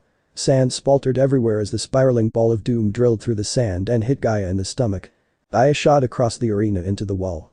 Her gourd of sand exploded into a massive cushion to protect her from smashing into the arena wall. Her entire sand armor was cracked from the sheer force of the jutsu. Gaia pushed herself off the wall and glared at Naruto with hatred. Her eyes for a second transformed into that of Shukaku. "Give up, Gaia, you can't win. Maybe we can go out for lunch after the exams are over," Naruto asked her Aya's smooth voice. Gaia blushed at the offer, but her thoughts of maybe accepting it was pushed away by Shukaku. Aya didn't even respond as her sand rushed at Naruto again, who held out his sword. Her eyes widened when she saw the sand stop dead in its tracks. "What the hell?" Gaia uttered when she saw her sand stop by itself. "Tsubakuka's is a special sword I got from a friend a while ago.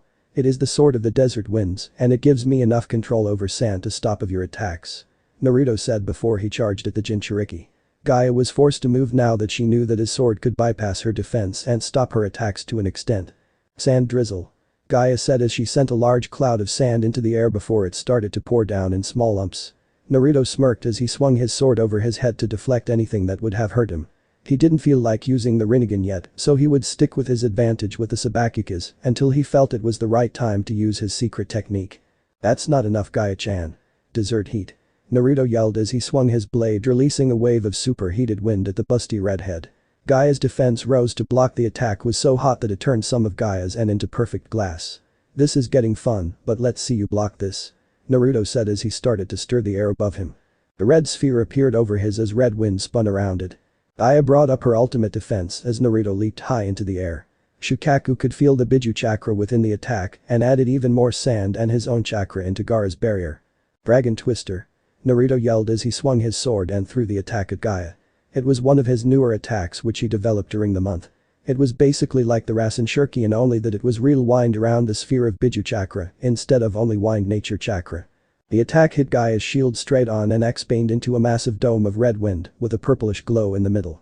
The range of the attack was as large as the arena and the strong winds reached even the Kages in their booth. Everyone in the stands had to cover their eyes as wind and sand was thrown all over the arena. "What power?" he yelled out to Sarutobi. He had been there when Naruto practiced it in one of Kumo's training grounds. He had instead that Naruto and Genma stay in Kumo for a few days to rest before going back and had given them permission to use his training ground. He never expected it to be turned into a wasteland and a singe move from the blonde. He knew that if the blonde had hit him with it at full power, he would not have been able to fight even with his armor.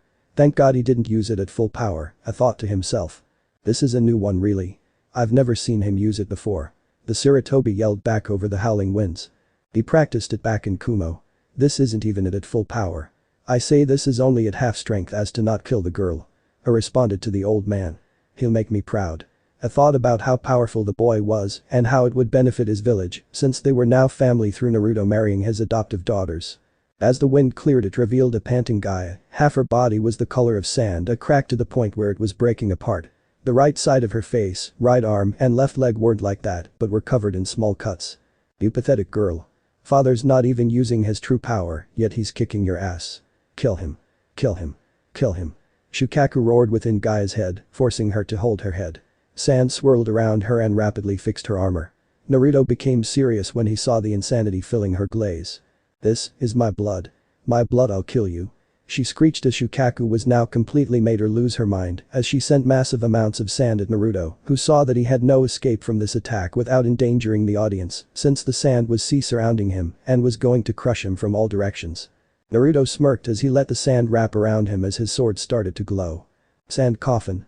Gaia said as she panted. Sand Buri. She was never able to finish her jutsu as the sand coffin exploded in a light that blinded everyone who was looking at it. As the light faded, they saw a new figure standing in the arena that wasn't Naruto since he was next to the man. This man was a fair-skinned redhead with black rings around his green eyes. On the left side of his forehead was the kanji for love. He wore full-length dark trousers with a pair of laces on each leg, respectively a few inches below the waist and the knees, a long-sleeved crimson coat with flaring hemlines and slits down on the lower half of the front and the back. The grey holster vest held in place by a single strap over his left shoulder and by two buckled belts which he uses to carry his gourd. He also wore another pair of casually worn belts around his waist. His arms were crossed as he stared into Gaia's eyes. It's been a while, hasn't it, Gaara? Everyone looked on in shock when Naruto talked to the man next to him. To many of the Suna ninja there for the invasion, it looked like Naruto had summoned a male clone of Gaia. Many of the civilians from the other nations yelled that the blonde was cheating by summoning another fighter on his side. That's cheating. A Suna shinobi yelled at Naruto as many started to boo him. Kankuro and Temari were looking on with wide eyes as they saw the male version of Gaara. Narumi and Sayuri knew who this was from Naruto's stories but still couldn't believe the power the man held.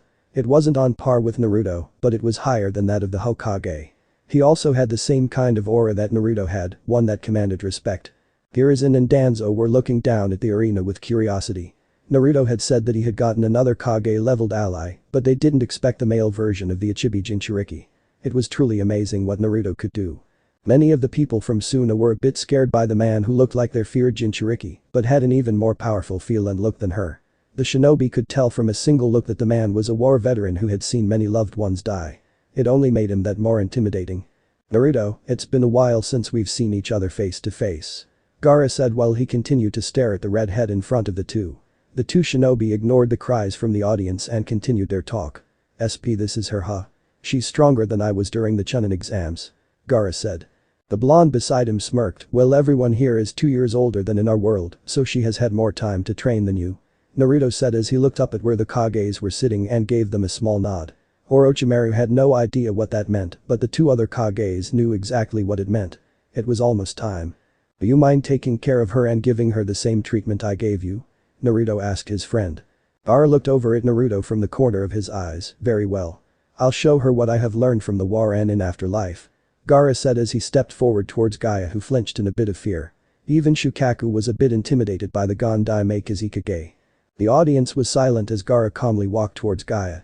Orochimaru was about to call the start of the invasion before both A and Hiruzen jumped out of their seats and kicked the snake out of the stadium and onto one of the larger rooftops of the village.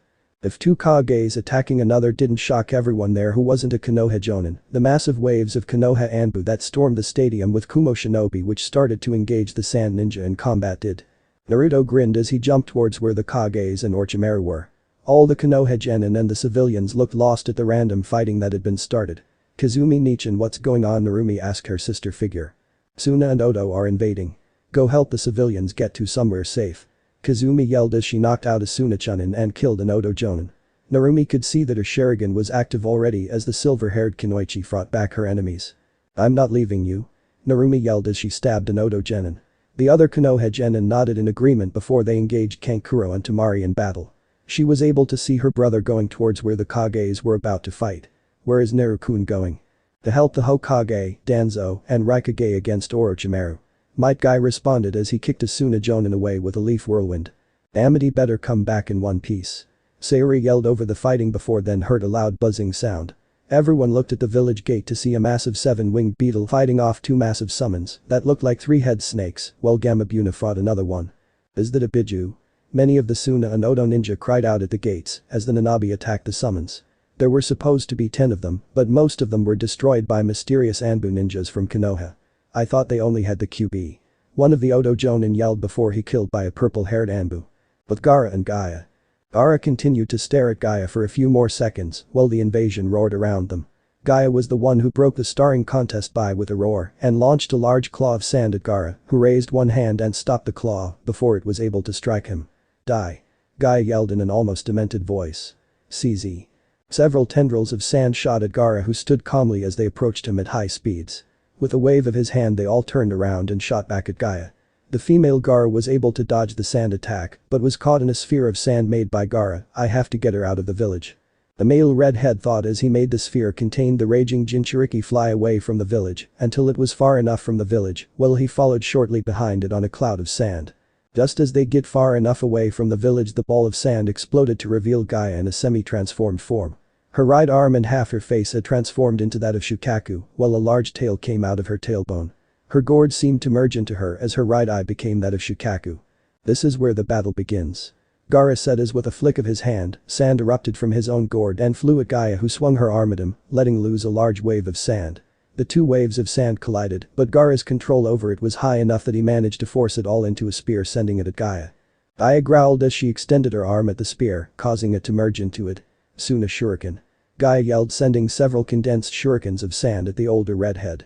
Gaara made a simple motion with his hands and constructed a wall of sand in front of him. The sand shuriken were easily absorbed into the larger sand body. With another movement, Gaara morphed the wall into a large hand. The hand grabbed Gaara and smashed her against a tree, which almost toppled over from the force. Give up, I know every single one of your moves while you only know a fragment of what I can do. Gaara said coldly as he stared at girl. Gaara was trying desperately to escape the sand hand, but it made little progress in it. Stupid girl. Let mother handle this, then after we kill this bastard we can kill father. The Shukaku yelled as he pushed more and more of his chakra into Gaara. The red-haired girl screamed as the sand around her started to fuse into her body. Gaara's body now largely resembled Shukaku's, with the expedition of the legs which were not covered in sand yet.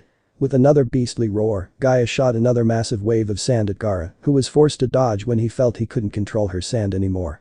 I can't use her own sand against her anymore because of Shukaku, and if I use my own sand, then it will only add to her own reserves. I guess it's time to test this out. Gaara thought while dodging several tendrils of sand that the girl was launching at him. Stop moving. Gaia's demented voice echoed through the forest as Gaara weaved through every single attack. Why would I do that? Let me show you what I can do. Gaara said as he saw a massive wave of sand coming at him from Gaia. Platinum sand waterfall flow, Gaara whispered as a seal appeared on each of his hands before a considerable amount of grayish-white sand came out of the seal and collided with the wave of sand that Gaia made. The two attacks cancelled each other out, but as Gaara's white sand went back to him, Gaia's fell lifelessly to the forest floor.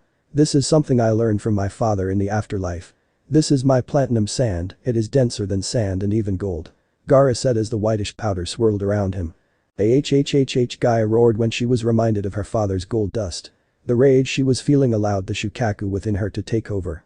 Massive amounts of sand erupted from the ground and wrapped around Gaia, transforming her into the Shukaku. Finally.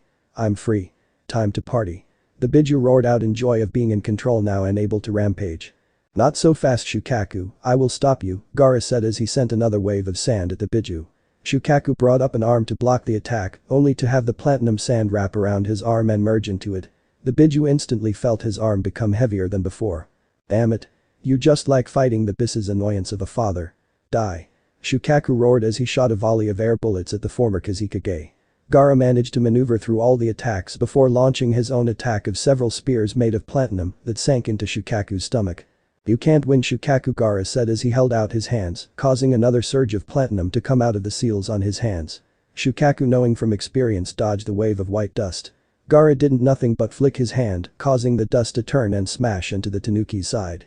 Shukaku slid a bit as the platinum sand pushed its way into his body. That's it. The Biju roared as its arms separated into 10. Shukaku launched all 10 giant arms at Gaara, who held out his hands and gathered all the platinum dust that wasn't already fused into Shukaku into a massive wall that blocked out the many arms. Is that all you can do, Shukaku? I must say that I'm disappointed by you. To think you once made my life hell, now you're but an ant at my feet. Gaara said as he let out all the dust from the seals in his hands and started to draw even more from the earth. Since the beginning of this battle I've been drawing platinum and turning it to dust, now this battle is over. Giant platinum sand coffin. Gaara yelled as the whitish dust started to gather and wrap around the Biju. Shukaku thrashed as he tried to escape the dense dust that was entering his body. Damn you, human. You're ruining my fun. The giant Tanuki cried out as he was forced to a knee as his body began to get heavier. Gaara didn't respond as he continued to force his dust into the Biju's body. Shukaku's sandy coloring was quickly being replaced by a whitish gray color. Eventually Shukaku collapsed from how dense he now was thanks to Gaara. The redhead watched as the Biju continued to try to lift himself off the ground, but the Tanuki was only barely managed to lift himself more than a few inches. "It's over, Shukaku. You can barely move now," the former Kazekage said calmly while lowering himself down so that he was face to face with the Biju. The Biju's body was completely platinum now. "Now it's time for us to talk," Gaara said as he looked right into Shukaku's insane eyes. "Ha! Like I would ever talk to you. You're just like that bastard the Yondaime Kazekage, you just want to ruin my fun. Well, I wouldn't stand for it. If I can't have my fun, then I make the bis do it for me." The insane Tanuki laughed out madly at Gaara, who glared at the Biju. "You're really annoying," Gaara said as he held out his hand and clenched his fist. Shukaku screamed in pain as the platinum dust in him started to twist and turn, causing him extreme internal pains. Gaara watched as the beast yelled and cursed from the pain that he was causing. "Punk, you bastard," Shukaku yelled at the war veteran who continued to torture the raccoon dog. "You will stop your attempts to take over Gaia and will allow her to sleep in peace. Furthermore, you will no longer tempt her to kill people or claim to be her mother. If you continue to do so, I'll have Naruto talk to you himself." Gaara threatened the Tanuki, who was about to argue until he mentioned Naruto. Shukaku's eyes widened when he heard that Gaara would tell Naruto. "No. Please don't tell father. Anyone but father," Shukaku pleaded. Gaara couldn't help but raise a non-existent eyebrow when he saw the Ichibi's reaction when he mentioned Naruto. It was quite humorous to watch the Biju beg. "Like I said, stop your actions against Gaia and return to your cage," Gaara ordered the Ichibi, who grumbled about how unfair life was before he retreated into Gaia. The red-haired girl fell from the air into a soft cushion of white sand made by Gaara. The former Kazekage resealed away the platinum sand, leaving Gaia lying of the forest ground. Gaara floated down to the clearing where Gaia was. The second Gaia saw Gaara approaching her, she started to crawl away from him.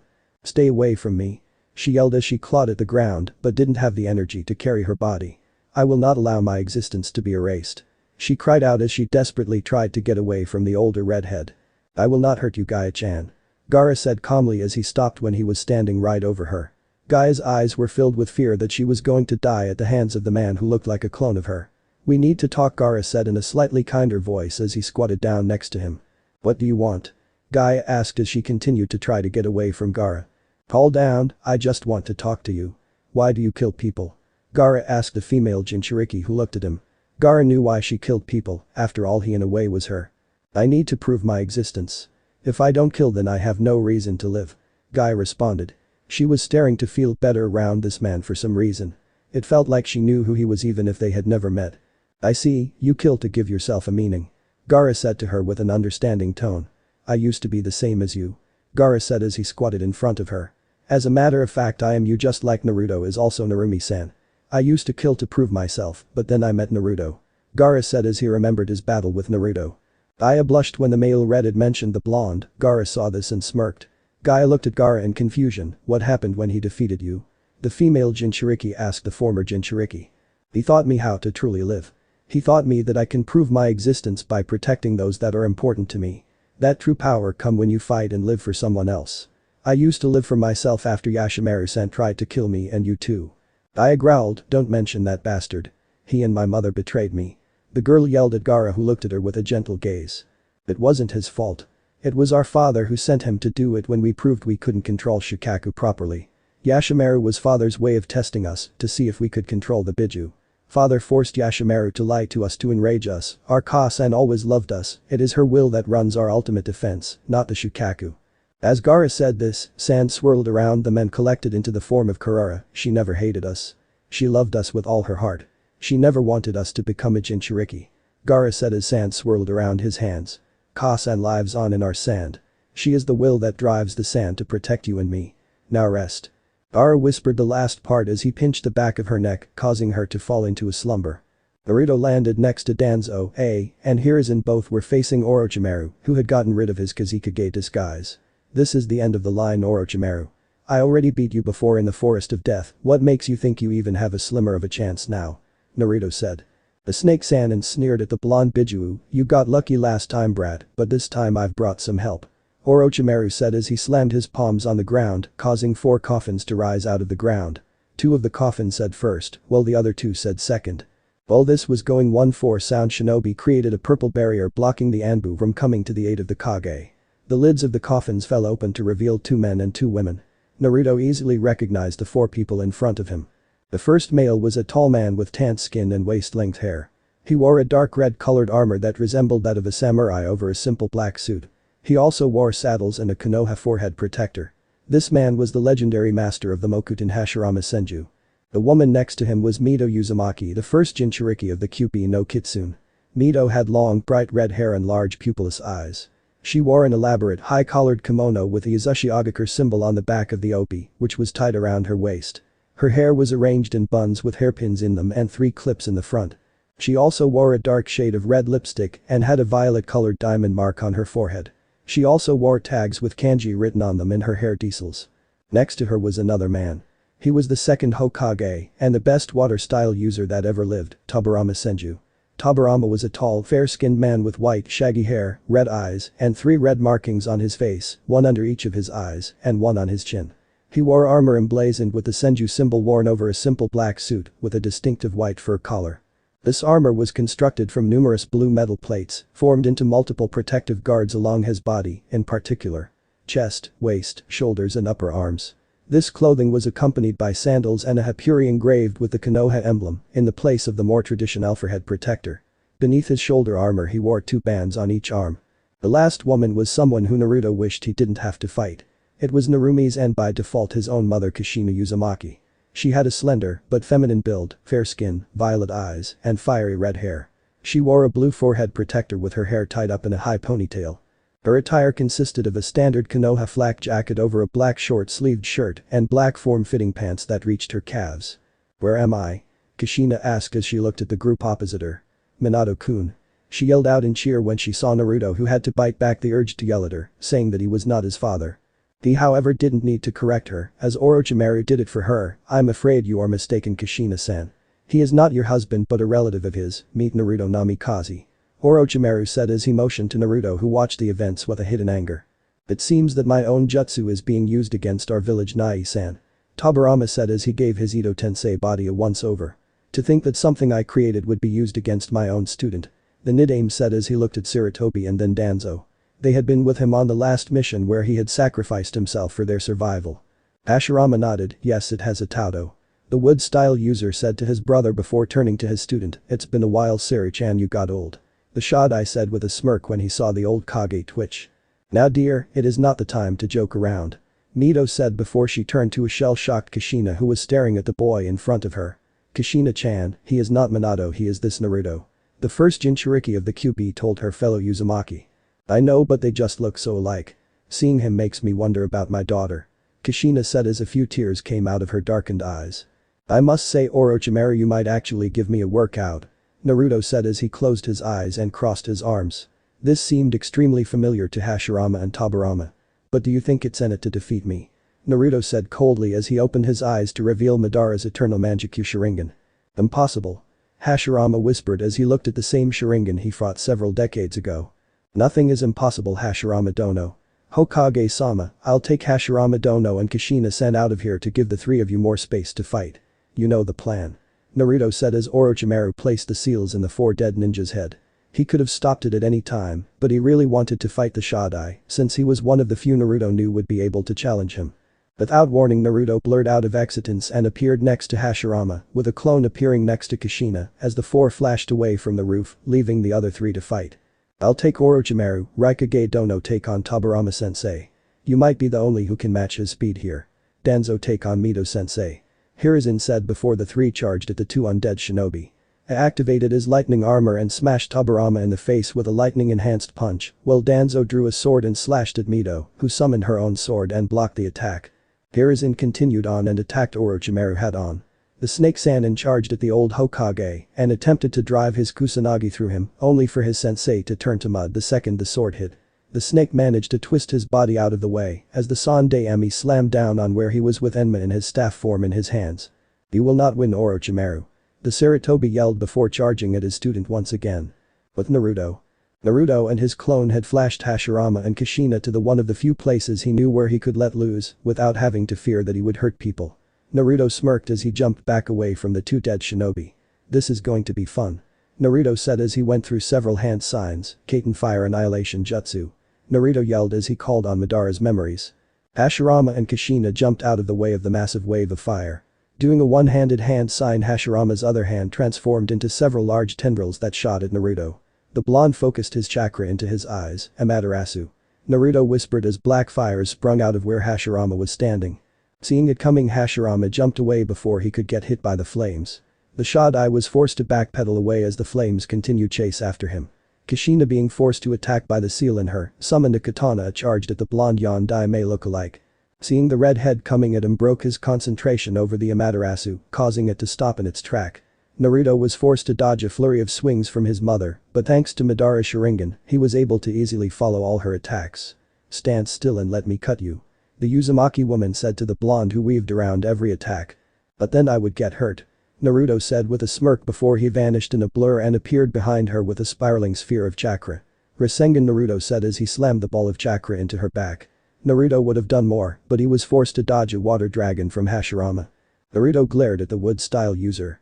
"This is getting fun," Naruto said while his Sharingan spun wildly as he was Hashirama open up a large scroll and summon a large amount of ninja tools.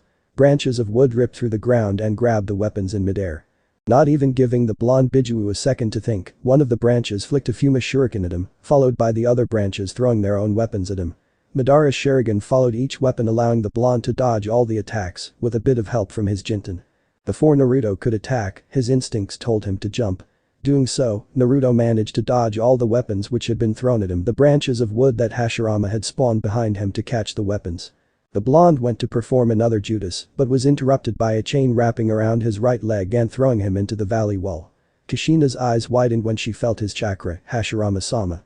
He's a Bijuu," she yelled at the Kage, who nodded and preformed a set of hand signs. Large branches of wood ripped out of the ground and shot towards where the blonde was, only to be cut by a dark blue blade that came out of the dust cloud. Naruto walked out of the dust covered in a blue aura with an ethereal skeleton arm holding a sword. "It seems like I might just have to get serious in this fight," Naruto said coldly as the blue shroud grew exponentially along with the skeleton before muscle and skin appeared over it. "Susanoo," Naruto said as he made another chakra sword in the ethereal warrior's other hand. But the Kages plus Danzo. They dodged another water dragon from the Nidaime who had completely lost control of his body, along with Mito. "Damn, this guy is annoying," I thought as he charged at the undead shinobi who jumped away from him. "Ah!" the Raikage yelled as he increased the amount of lightning around him. Then what almost looked like a flash from the speed he was moving at appeared over Tobirama. "Lightning oppression horizontal chop," I yelled as he delivered a simple yet powerful lightning-covered chop which was able to cut Tobirama straight in half.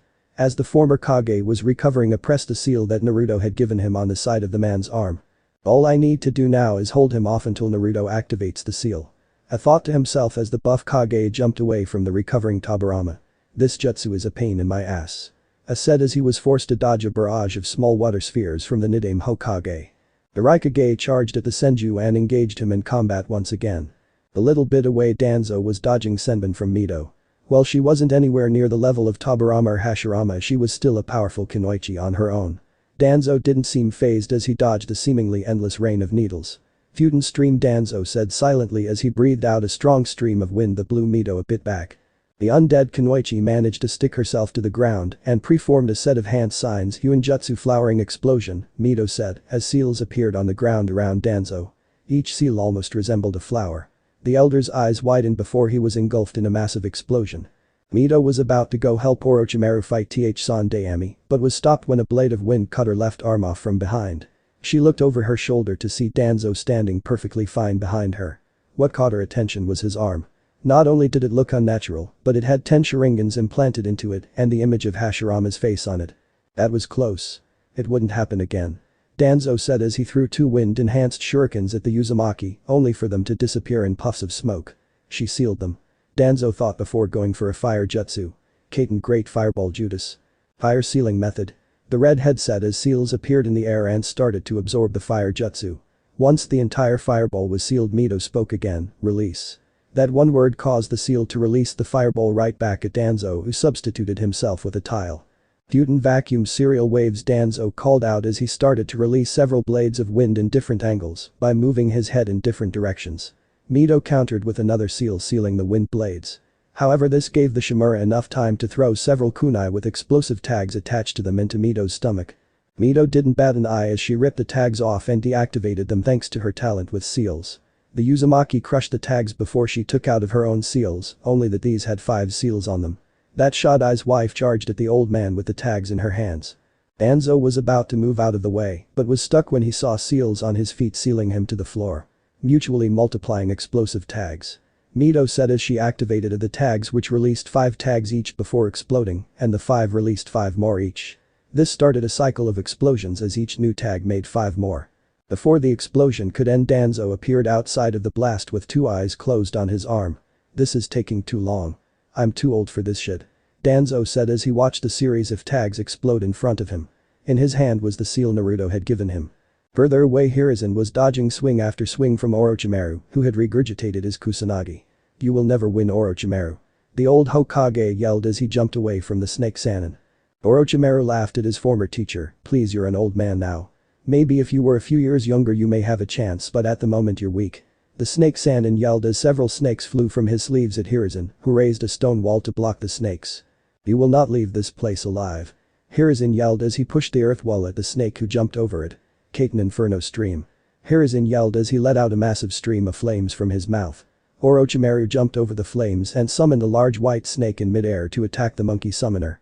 The Sandaime managed to evade the snake and countered by turning the ground under Orochimaru into mud and swung with his large staff only for the Sannin to turn to mud. Shit, Hiruzen thought before snakes came out of the floor and attempted to wrap around him. The old man managed to substitute himself with a nearby tile before charging at Orochimaru, who had appeared in front of him with the Kusanagi coming out of his mouth. Hiruzen turned his body in time to dodge the sword and kicked Orochimaru away from him. Orochimaru chuckled as he got back up from the floor. "That was a good hit, sensei. I didn't think that you would be able to dodge that attack in your old age." The snake-like man taunted his former teacher, who glared at his once prized student. "I may be old, but this old man can still kick your ass across this county," Hiruzen said as he threw several shuriken at Orochimaru. With a one-handed sign, the dozen shuriken turned into hundreds. "Out Earth-style wall," Orochimaru called as he spat out mud from his mouth, which rose into a large wall that blocked all the shurikens. The snake summoner was about to cast another jutsu when he was hit by Enma, who had returned to his normal form. Before Orochimaru could regain his footing, the Sandaime Hokage appeared over him and smashed him into the roof. The village. The Odo and Suna ninja were getting pushed back faster than they ever thought would happen. They never imagined Kumo helping the Leaf, as well as having their Jinchuriki fail to cause any damage and having to fight 3 Bijuas at the same time. Most of their forces had been cleared away by the Nanabi, and the appearance of the Hachibi and the Nibi crushed their hopes of winning the war. "Retreat," one of the Suna commanders yelled, ordering his men to stop attacking and leave the village. With the call, all the remaining Suna shinobi who had not been killed or captured left the village. The shinobi from Odo looked around, confused by what to do now. They were cornered and left by their allies. "Keep fighting. If Orochimaru-sama finds out that we ran, we will face something worse than death." A sound Jonin yelled out to his men, causing them all to attack once again. But Naruto, Hashirama and Kushina were having a hard time evading the attacks from the large ethereal giant around Naruto that was attacking them with 4 different swords. Normally Hashirama wouldn't have a problem doing this, but his power was heavily restrained by Orochimaru so that he would stay in control of Hashirama. Kushina had never had a battle like this. She knew that one wrong step meant she would get cut in half. She had already lost 1 or more of her arms more than once. "Thank Kami I'm not really alive, or I would be dead right now," she thought to herself. "This is getting old fast," Naruto said as he cut through some of the roots that Hashirama made to wrap around Madara's Susanoo. He had expected to have an epic fight like he hadn't had since Madara, but Hashirama has nowhere near full power because of Orochimaru, and his mother wasn't at the level needed to give him the fight he wanted. "Is this boring?" Kushina yelled as a chain came out of the ground under Naruto and threw him out of the Susanoo. Wood ripped out of the stone ground and wrapped around Naruto before forming a prison that covered every spot, completely concealing Naruto from the 2 undead shinobi. There was an eerie silence in the valley before red and black energy shot out through the thin gaps in the wooden prison. The sound of wood cracking could be heard as a large bulge appeared on the side of prison before another one appeared on the other side, followed by another. "Shit," Hashirama said, making more wood rays from the ground to further wrap around the prison as much as he could under the limitations of power he was under. Seeing that the strange power was no longer leaking, Hashirama let out a sigh of relief. The moment of relief was ruined when the now large prison exploded in a shower of splinters and wisps of red and black energy. Out of the shattered ruins that once was Hashirama's wood prison came out Naruto in a form he had never used before. Naruto's body seemed to be covered in black and red energy. He had a black flame-like Haori with red seals on it with a red energy shirt with a black seal, where his old seal used to be, which resembled circle with a smaller one inside of it, with a black line coming out of it up his body to his neck. His pants were also covered in flame-like energy. His skin had become covered in black energy with two horn-like bangs. His eyes were no longer Madara Sharingan, but 4 rings over a pure red background that covered his entire eyes with 3 tomos within each of the inner 3 rings. You should be honored to see this form. You're the first to ever see me enter this form. I guess it's time I properly introduced myself. I am Naruto Uzumaki Namikaze the Nickname Juubi no Kishin and Rokudaime Hokage of Konoha. Naruto said as the 9 tomo in his eyes spun wildly as he flexed his power. This was his 10 tails human form, it felt almost exactly like Kurama's only with a lot more power. Both shinobi were shocked speechless at the proclamation but decided not to let their thoughts linger around it. Before the 2 undead ninjas could react, a black chakra arm shot out of Naruto's back and smashed into the ground between them, launching both away from the other. Naruto calmly walked towards Hashirama when golden chains ripped out of the ground and wrapped around him. "Got ya? Since you are a Biju, my chains would work perfectly to hold you down," Kushina said with a wide smirk. While she hated being forced to battle for that snake Orochimaru, she had to admit that this battle was fun. "Haha, if you really think that this will be enough to hold me down, then you're dreaming," Naruto said with a mocking grin as he started to push apart the chains. "Ah!" Naruto yelled before he snapped the chains around him, letting them fade into nothing. Kushina stood there shocked that her chains had failed her. She had used them to suppress the QP with ease, yet this man was able to rip through them with relative ease. What kind of monster is this man? She thought to herself as she stared at him in awe of the awesome display of raw power. As ashamed as she was, she had to admit that it was turning her on a bit at the moment. "See? Your chains can't stop me. I am on a completely different plane of power than the QB, my might is that of all 9 Bijuas fused into one. Now stay back while I have some fun with the Shodai," Naruto said as he made the King of Hell appear behind her and devour her entire body before leaving the mortal realm. Naruto quickly jumped back as several roots came out of the ground where he once stood. The Shodai stood on a raising tree that was taking to the top of head of the stone rendition of himself. Naruto smirked as he jumped up to the top of the stone Madara head. How ironic it was, first he had used Madara's eyes to fight Madara's own rival, and now here he was on Madara's head while he fought Hashirama, who was standing on his own head. Nearby, Itachi or Izumi, as Naruto knew her, watched the battle from the trees near the valley, watched in awe of the power Naruto was using. The power Naruto held was even greater than what he had used in their battle. "Amazing, this battle is like nothing I've ever seen," she thought to herself as she watched the 2 stare at each other from atop of the 2 large statues. "Are you ready, Hashirama-san?" Naruto asked the undead shinobi, who smirked back at him. "So it's only Hashirama-san now? Well, let's see if your power is all it's cracked up to be," Hashirama said as he felt the restraints Orochimaru set on him lift as Naruto's aura interfered with the control seal. Red markings spread over his face and around his eyes with a target-like mark on his forehead like a third eye. "Sage mode," Naruto thought to himself. "Let us see. Juubi Rasengan," Naruto yelled as he formed a massive Rasengan twice the size of his body before launching his right arm out with it. "Senpu Mokuton Great Wood Dragon Jutsu," Hashirama making a massive wooden dragon come out of the statue's back and with a great roar, go soaring straight at Naruto. The 2 great jutsus clashed in between the 2 statues, letting out a gigantic shockwave that shocked the entire country as the 2 jutsu battled for supremacy before cancelling each other out in a massive explosion that shattered the ground at the bottom of the valley and almost blew away all the trees around the valley. But power. Izumi thought as she used chakra to stick to the tree, hoping it wouldn't get uprooted. As the smoke cleared, both fighters looked at each other in the eyes. Without warning, both leaped out at each other. Within a split second, both Naruto and Hashirama nailed each other in the face, sending the other flying back towards the statue they were standing on just before. Naruto corrected himself in midair and formed several small bijudamas in the shape of cones before firing them all at the sage. Seeing this, Hashirama made a single hand sign. More wooded tendrils came out of his statue and intersected the barrage. Explosions rocked the valley as Naruto's attack lit the air in light. Hashirama landed on high head. "Suiton Water Dragon Jutsu," the Shodai said as he spat out a large stream of water that morphed in a large dragon. As the water dragon came at Naruto, the Biju disappeared in a flash of black, letting the jutsu crash into the Madara. Hashirama sensed Naruto above him and jumped off the stone representation of himself in time to avoid the aftermath of Naruto's Rasen Shuriken. As Hashirama landed on the valley floor, he saw Naruto diving right for him. Before Naruto got within range to hit him, a large pillar of wood came out of the valley wall and smashed Naruto into the other side of the ravine. The Shodai didn't get a break since as soon the pillar hit the wall it exploded as Naruto pulsed his power. The sage quickly reacted when he saw a black chakra arm coming at him holding a large Rasengan. The first one was easy to dodge, but what kept the Sennin on his guard was the fact that 9 other arms with even larger spiraling balls of energy followed the first one. Thanks to his sage mode he was able to sense the movements of the attacks and dodged all of them, only to be caught off guard when an additional attack came out of the ground. The undead sage managed to create a dome of wood around himself in time to block the attack that tried to grind its way into the down, only to stop a bit short. Naruto glared at the dome and inhaled as much as he could before releasing a volley of large fireball, similar to the phoenix flower jutsu only much bigger. The attack managed to blast through the wooden shell, but before Naruto could react wooden tendrils came out of the ground and wrapped around him. Naruto wasn't able to get out of the trap before Hashirama smashed a chakra-enhanced punch into Naruto's jaw. The wooden restraints kept Naruto from going flying, which was really a bad thing for Naruto, as Hashirama dished out a combo of ungodly powerful melee attacks on Naruto's body before the blonde got out of the bind and was able to get away from the powerful legend. Now this is a battle. Both thought as they stared at the other in the eyes with a mutual respect that only 2 shinobi on such a level could express. In both their eyes the only thing that could make this battle better would be if Madara was also revived, but that was not meant to be. Naruto smirked as he cleaned a trail of blood that was coming out of the corner of his mouth. This is a true battle. 2 spirits clashing with their will and might. Now, show me everything you have, Hashirama.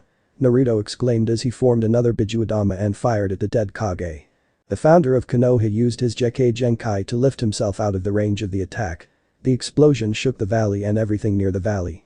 They were now attracting a crowd at the valley. Now not only was Izumi watching, but so was Zetsu, most of the Akatsuki in projection form, and several shinobis from different villages who were in the area. Specifically 2 busty kunoichi wearing headbands with a flower symbol. Both shinobi circled each other, staring each other down as they prepared their next attacks. Within a split second the 2 were engaged in a taijutsu fight like no other.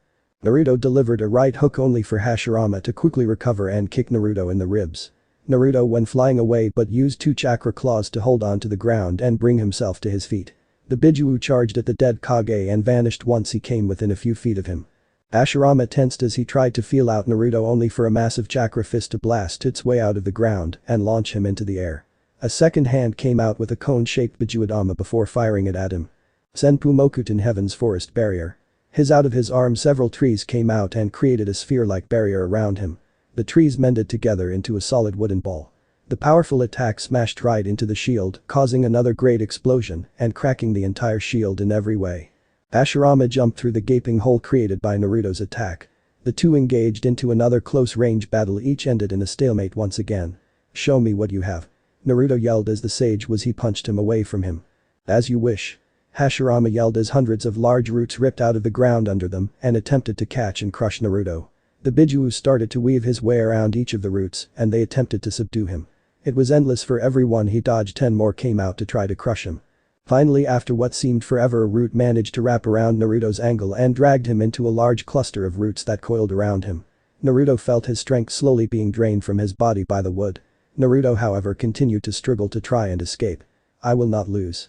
Yelled as he used ability to form several arms to rip and tear away all the roots that were trying to suppress him. Hashirama glared at Naruto as he focused even more chakra into his jutsu, increasing the quantity and quality of the roots that attack Naruto. You can't win. My Mokuten is able to suppress any Biju. Hashirama yelled out at the godlike shinobi. Tenpenchi. With that one word the onlookers could only describe the scene that happened afterwards. The earth shook and was uplifted from the power. Hashirama was hard-pressed to stay above the water level and simultaneously avoid both the tornadoes, and they couldn't make a platform out of wood because of the random shifts in the earth. This is unreal. Not even Madara could cause this much devastation in such a short amount of time. The sage thought as he jumped out of the way of a tornado. Eventually the entire disaster retreated into a single spot before it detonated as a massive explosion like the world hadn't seen since the age of the original Rakuto. The explosion took the shape of a giant mushroom cloud with bolts of lightning coming out of the large top of the cloud. Unlike before, Hashirama wasn't able to dodge this attack and engulfed in the aftermath of the explosion. But the Akatsuki. So this is the power of a true god. I have a long way to go before I will be able to match him in combat. A man with shoulder length and purple eyes with 4 rings around the pupil. He couldn't help but clench his fists as he watched the battle unfold right in front of him. I claim to be god, but I know that if I ever fought one of these 2, I would die. The man thought before looking to his side at the only woman in the group, but if need be I will fight him, for our dream. He said in a hushed voice so no one heard him. Back at the battle. The cloud of doom faded slowly, the entire valley was now completely destroyed. The two statues that once stood were no rubble on the ground. The water of the waterfall that once stood between the statues was completely evaporated.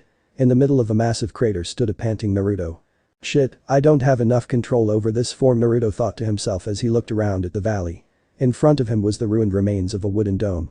I did it, Naruto said with a small smile. He knew that he had gained several internal injuries, but for now all he had to do was wait for Danzo to place his Sealan Mido, activate the seals, then kill Orochimaru. Silence reigned as Naruto walked away from the dome, his chakra cloak faded away to reveal a heavily bruised and bleeding Naruto.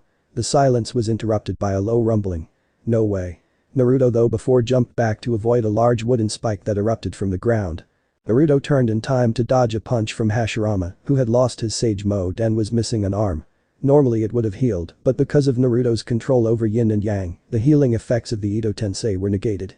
Hashirama stood at full height. He only had one arm left, and his armor had been completely destroyed, along with the top of his clothing, leaving him in only his pants. It's been a while since I was pushed this far. Hashirama said as he looked at Naruto in the eyes. Hashirama knew he would have died if it wasn't for the effects of his brother's jutsu. Same. I must admit that I thought I had finished you off with that last one. That damn jutsu is so troublesome, I guess it's about time we end this. Naruto said as his eyes changed back into Madara Sharingan. Let's Hashirama grinned as he channeled his chakra into his right arm, causing it to bulge with muscle as he regained his sage mode. A dark green aura surrounded Dot. Naruto grinned when he felt the chakra being channeled into the arm. Holding out his hand, a sphere of black flames rapidly grew until it was about a foot in diameter. The two godlike shinobi started to run at each other, slowly picking up speed. Senpu Divine Fist of Nirvana. The Amaterasu Adama Rasengan. As the two attacks collided, the entire country shook as the ground under them cracked and splintered as the two attacks battled for dominance. The force was so great that it forced the Akatsuki's images to vanish. The two shinobis gritted their teeth as they struggled for supremacy. Hashirama-san, you are by far the strongest person I have faced since my battle with Madara. Naruto said through his teeth. Same, I don't know how you fought Madara, but having his eyes proves that you did. The Shodai responded. The ground under them shattered as the valley became more of a crater from the pressure of the attacks. Everyone watching was forced to leave the area as the valley started to grow even bigger than it once was. I will not lose, I can't lose this battle. Naruto thought to himself as he stared into Hashirama's eyes. No more games. Naruto yelled at the dead Kage before his body erupted in black and red energy. Naruto's Rasengan grew larger as Naruto pumped more chakra into it. Both could feel the chakra of the world swirling around them as it formed a black sphere encompassing both of them. This sensation remained Naruto of the last clash with Sasuke he had at the Valley of the Dead when they were kids. The two near-godlike shinobi rapidly saw images from the other's life. Naruto saw Hashirama's childhood during the Warring Clans period, his rise in power, his battle with Madara before the village was established, the founding of Konoha, Madara's betrayal, and lastly the showdown between the Madara and him. Hashirama went through a slideshow of Naruto's past. He saw how he was raised, his time on Team 7, Sasuke's betrayal which remained him of Madara, he saw him leaving with Jiraiya to train, his return to Konoha, his rescue of the Kazekage, Naruto's battle with the powerful Pain, Naruto meeting A then later B, Hashirama saw Naruto fighting Kurama. And then lastly he saw images from the war in Naruto facing Madara and the Juubi, with his friend Gaara standing by his side in the end. The sage smiled as he felt his body start to break down into pieces. Naruto-kun, you've been through so much. You and that Sasuke kid remind me of myself and Madara a bit. You're someone I would love to have as Hokage. Naruto smiled as his cloak faded away. I was Hokage, but in the end, Konoha was still destroyed. Naruto said to the Mokuten user. He still blamed himself for Konoha's destruction. He felt as if he could have saved them from the Juubi if he had only been stronger. Maybe you should forgive yourself. You couldn't have prevented that, but now you're here in a new world, you have found love. As Shodai Hokage, I hereby give you the title of Guardian of Konoha. And with that one last statement Hashirama completely dispersed into dust and returned to the pure world. On the outside of the sphere the world stood still as the ball of chakra exploded in light that shot up into the air in a tower of nature chakra. At the bottom of the valley Naruto laid on his back panting heavily. Most of his clothing was gone from the explosion of power and was covered in his own blood. He had done it. He had beaten Hashirama Senju in a one-on-one fight for the most part. Looking around from his position he saw the Rekage that used to be the Valley of the End. You could still see the faces of Madara and Hashirama within the rubble, but the statues themselves were now a pile of rocks. I can't lay here, I have to get back to Konoha. Naruto said as he slowly stood up only to fall. Before he hit the ground, however, he was caught by a familiar face. Naruto looked up at the face of Itachi, or as he knew him, or rather her, as Izumi. "Rest, you've been through a lot," Izumi said in a stoic yet kind voice as she held Naruto. She still couldn't wrap her head around the battle that she had just witnessed right before her eyes. It would forever be ingrained into her mind as one of the most awe-inspiring yet frightening display of pure power she had ever seen. "Not yet, I still have to activate the seals on the other two reanimated shinobi back in Konoha," Naruto said, making a hand sign. Phew, and with that Naruto lost consciousness. Hage battle. Danzo and 8 panted as they watched the two undead shinobi crumbled into dust as the seals activated. Danzo had managed to plant his seal onto Mito after she had activated her suicidal jutsu. He had managed to sneak it on her back as she was fixing her body. Normally she would have been able to break the seal, but this seal had both the chakra from Naruto and the Shinigami who wanted the souls back in the underworld. The two were dead tired from the battle, with A having several cuts from Tobirama, cutting him with his kunai, and bruises from the blunt water jutsu. Danzo had lost 6 of his Sharingans from the battle with the Uzumaki. Everything he had sent at her was sealed, then released right back at him, or she would use some suicidal jutsu to try to kill him. Their attention was refocused when they heard both Orochimaru and Hiruzen scream in pain. Orochimaru had been able to stab the Sandaime through the chest with his kusanagi. Hiruzen had managed to sever Orochimaru's arms, but the snake had used his control over the kusanagi to pull it towards the two and skewered both himself and the old man. "This is your end, sensei," Orochimaru said with a wide smirk at his supposed victory. "In case you haven't noticed, you lost both your arms and stabbed yourself," Hiruzen said as he coughed up some blood. This battle had also taken a toll on his body. He, however, was glad he didn't have to fight Orochimaru and the reanimated ninjas by himself. "Even if I die, I'll just come back. Unlike you, I have found ways to remain alive even after my own death," Orochimaru said with a wicked smirk at the mention of his plan to return to the world of the living even after death. "The curse mark," the Sandaime said with disgust filling his voice. Before the two could continue, Danzo and A attack Orochimaru and rip the sword out of Hiruzen. "Don't worry, Hiruzen, I'll fix you up," Danzo said as he used Izanagi once again, but of the Hokage, rather than himself, to remove the stab wound going through the man's chest. "Well, this isn't going as planned. I think I'll take my leave," Orochimaru said as the barrier fell around them. The Anbu around the barrier were intercepted by Odo shinobi. The Sound 4 jumped down and carried the Sannin away from the Kage-level shinobi. The three would have attacked if they didn't have to deal with the cannon fodder. That was an entire squad of Odo Chunin and Jonin. By the time they had finished everyone off, Orochimaru was long gone and they were too tired to search. All parties involved in the battle were tired. There were captured soldiers that had to be put in cells to be interrogated, buildings that were damaged to plain out destroyed, and several dead shinobi and kinwaichi that needed to be cremated then buried. 3 days later. Naruto stood at the side of Hiruzen's bed in the hospital. The blonde was covered in bandage but was able to move around thanks to his healing ability that came with being the Juubi and a near god. Danzo had left to return to his base to reorganize route after the battle. I had been in his own room being guarded by Kumo shinobi. "So how are you doing, Sandaime Dono?" Naruto asked with a smirk. Hiruzen couldn't help but chuckle at the blonde's attitude. "I'm fine, Naruto-san," he responded. Normally he would have called him Roku Daime Dono, but he had Anbu watching him from attackers. The old man's smile slowly sagged into a frown, "But from this battle, I've realized that in my old age, I'm no longer fit to lead this village." "That's not true, you managed to hold your own against Orochimaru and forced him to a standstill. You can still protect this village," Naruto tried to encourage the old man. He had to be at his funeral once and almost did again. It only reinforced Naruto's theory that he had grown overconfident and was putting his family and friends in jeopardy. He had already allowed Sayori to gain the curse mark and failed to seal it when it was still fresh. Now he had almost lost his grandfather figure for the second time. "I wish that was true, but even if I could match Orochimaru, I would never be able to up against the likes of people like Nagato or Madara. You even faced Hashirama and beat him," the Sandaime said with a sad smile. He had always dreamed of fighting his sensei and beating him, but was never strong enough, yet this blonde in front of him was. Naruto couldn't say anything since it would have been a lie. If it had been Nagato or Madara who Hiruzen had been fighting, he would have died during the fight. "Which is why I have made my choice," the third Hokage said as he smiled warmly at Naruto. "Naruto-san, I know it isn't the same as your old title, but you're the only one currently in the village who has both the power and experience to do what I'm asking you to do," the elder man said to the blonde, whose eyes widened at what the old man was implying. "Naruto Uzumaki Namikaze, I officially declare you Daime Hokage of Konoha." The end. So how was this part? I hope you like it. And if you like it, share this part with your friends and like the video too. And don't forget to subscribe our channel for daily awesome fanfiction. Okay, it's time for me to go. Bye bye.